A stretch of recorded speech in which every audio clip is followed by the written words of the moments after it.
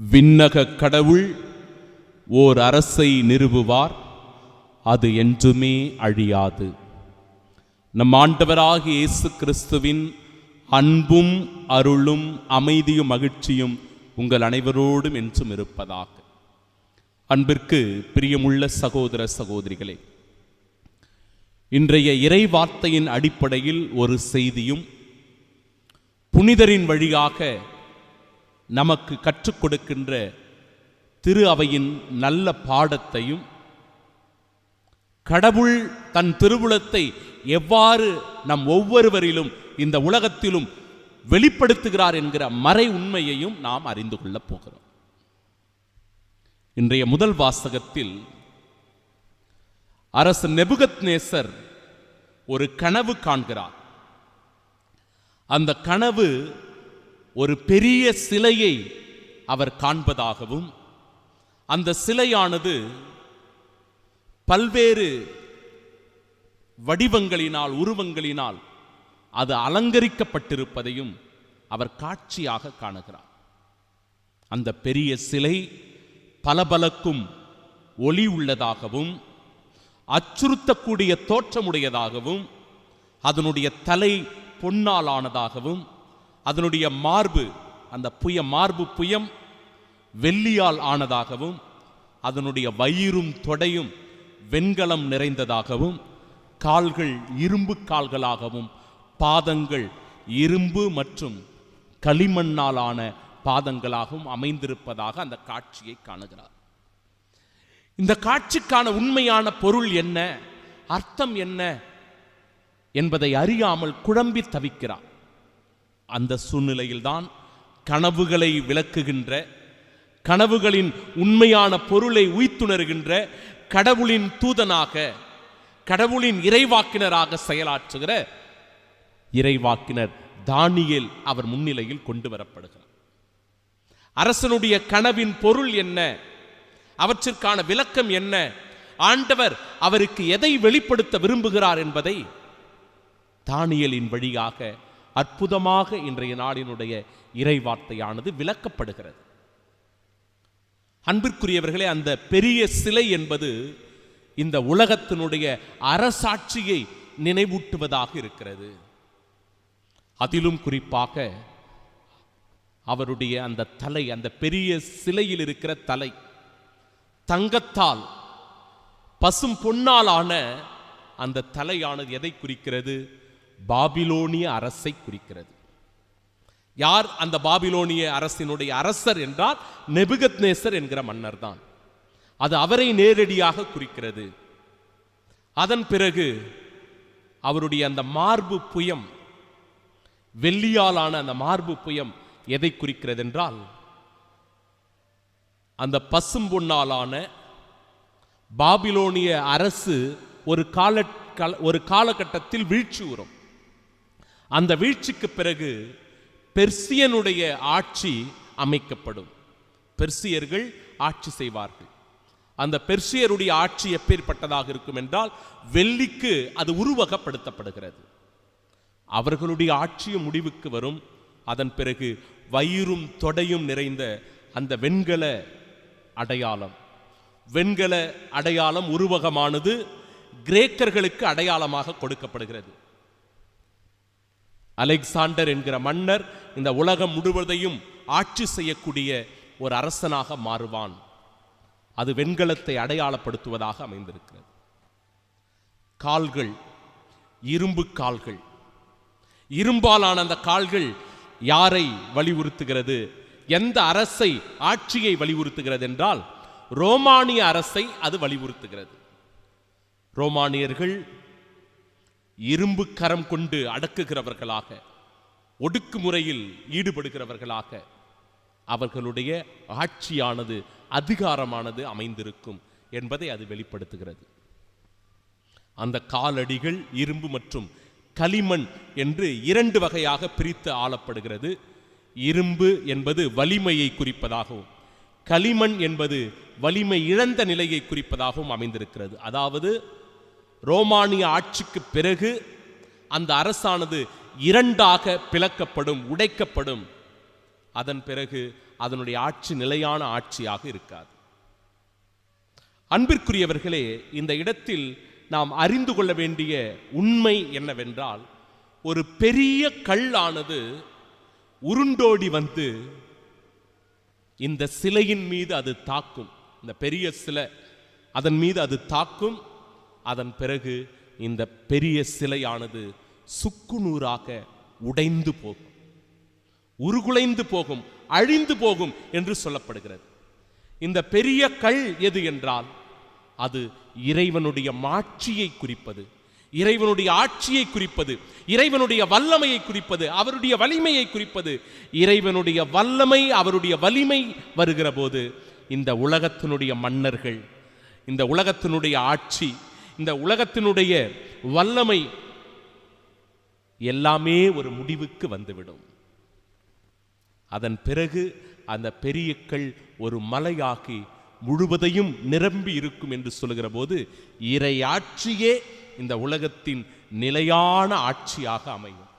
மற்ற ஆட்சிகள், அரசுகள் எல்லாமே முடிவுக்கு வந்துவிடும், அது எல்லாமே அழிந்துவிடும் என்பதை தெளிவுபடுத்துகிறது இந்த இறைவார்த்தை. என் அன்பு சகோதர சகோதரிகள், முதல் வாசகத்தினுடைய விளக்கம் உங்களுக்கு புரிந்திருக்கும்.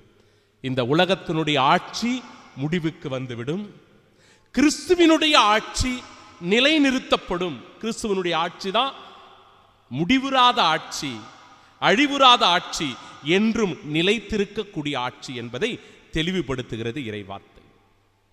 அதனையே நற்செய்தி வாசகத்தில் கற்கள் ஒன்றின் மேல் ஒன்று இராதபடி இவையெல்லாம் ஒரு நாள் இடிக்கப்படும். அப்பொழுது அங்க இருக்கிறவங்க கேட்கிறாங்க, ஆண்டவரே இது எப்பொழுது நிகழும்? அதற்கான அறிகுறிகள் என்ன? ஆண்டவர் எச்சரிக்கிறார், நீங்கள் ஏமாறாதவாறு பார்த்துக் கொள்ளுங்கள். உங்களை இதனுடைய பெயரை வைத்துக்கொண்டு, இதை சொல்லிக்கொண்டு உங்களை ஏமாற்றுகிறவர் இருப்பார்கள், போலி இறைவாக்கினர்கள் வருவார்கள். நீங்கள் கவனமாக எச்சரிக்கையாக இருக்க வேண்டும். நானே அவர் என்றும் காலம் நெருங்கி வந்துவிட்டது என்றும் அவர்கள் தங்களையே மிகுதிப்படுத்திக் கொள்வார்கள், மிகைப்படுத்தி பேசுவார்கள். நீங்கள் திகிலுறாதீர்கள், அவர்களை நம்பிவிடாதீர்கள். உண்மைதான், பஞ்சம், கொள்ளை நோய், நிலநடுக்கம், போர், தீவிரவாதம் எல்லாம் நிகழும். ஆனால் நீங்கள் பயப்பட வேண்டிய அவசியம் அல்ல. ஏனென்றால் நான் உங்களோடு இருப்பேன், உங்களை பாதுகாப்பேன்.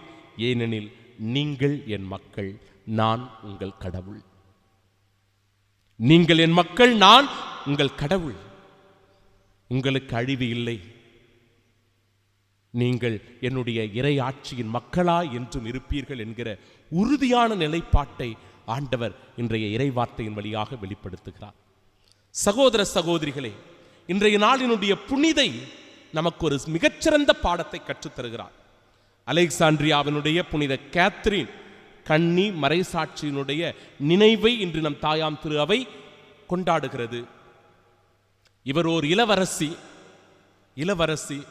14 வயதில் கிறிஸ்துவை அவர் ஏற்றுக்கொள்கிறார். கிறிஸ்தவராக அவர் மதம் மாறுகிறார். ஏன் அப்படின்னா, அவருக்கு சிறு வயது முதலே ஏதோ ஒரு டிஸ்டர்பன்ஸ் இருந்துகிட்டே இருக்குது. அந்த டிஸ்டர்பன்ஸ் ஒரு காட்சியின் வழியாக வெளிப்படுத்தப்படுகிறது. அன்னை மரியாள் மற்றும் குழந்தை இயேசுவினுடைய காட்சியை அவர் காணக்கூடிய வாய்ப்பை பெறுகிறார்.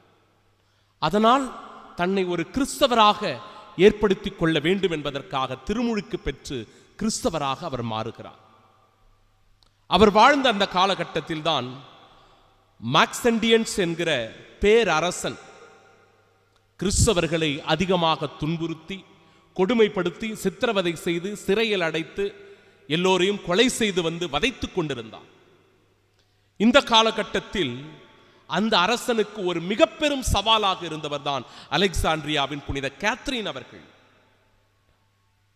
இதற்காக அந்த அரசன் என்ன செய்தாலாம், 50 சிறந்த தத்துவ ஞானிகளை இவருக்கு எதிராக நிறுத்தி, கிறிஸ்தவ கொள்கைகள் எல்லாம், கிறிஸ்துவின் மதிப்பீடுகள் எல்லாம் போலியானவை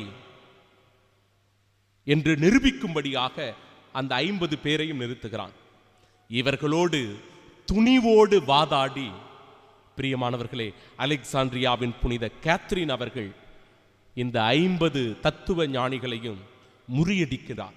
தன் வாத திறமையினால் கிறிஸ்துவினுடைய ஆட்சியையும் கிறிஸ்துவினுடைய மதிப்பீடுகளையும் கிறிஸ்துவனுடைய உண்மைத்தன்மையையும் நிலைநாட்டுகிறார் இந்த புனிதை. விவாதத்தில் இவர் வெற்றி பெறுகிறார். இவருடைய பேச்சாற்றலினால் அந்த இடத்தில் இருந்த அந்த தத்துவ ஞானிகளே மனம் மாறி கிறிஸ்துவை உடனடியாக ஏற்றுக்கொண்டார்களாம். உடனடியாக அவர்கள் கிறிஸ்துவை ஏற்றுக்கொண்டதனால் அரசன் கோபம் கொண்ட அந்த இடத்திலேயே அவர்களை கொலை செய்தாராம்.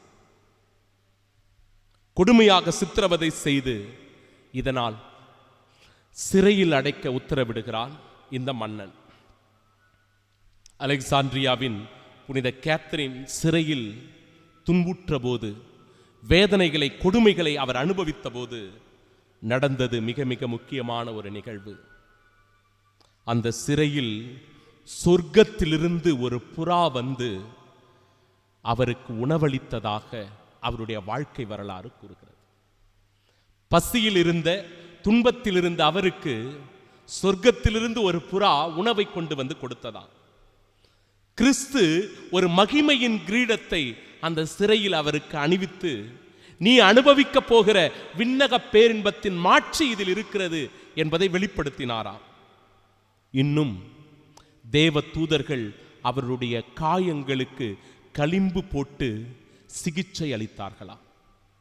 அன்பிற்கு பிரியமானவர்களே, பேரரசன் எப்படியெல்லாம் அவரை கொடுமை செய்தான் என்றால், கூரான உடைக்கும் சக்கரத்தை கொண்டு அவரை தாக்க முயற்சித்திருக்கிறார்கள்.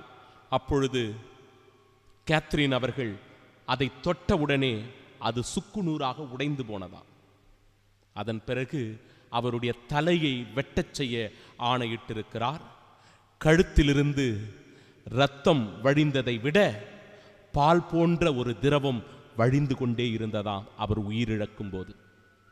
கிறிஸ்துவுக்காக இரத்தம் சிந்தி இறையாட்சியை உரிமையாக்கிக் கொண்ட அலெக்சாண்ட்ரியாவின் புனித கேத்ரீனை போல என் அன்பு சகோதர சகோதரிகளே, இன்று நம் தாயாம் திரு அவை நமக்கு கொடுக்கிற படிப்பினையும் நாமும் கிறிஸ்துவை ஆதாயமாக்கிக் கொள்ள வேண்டும்.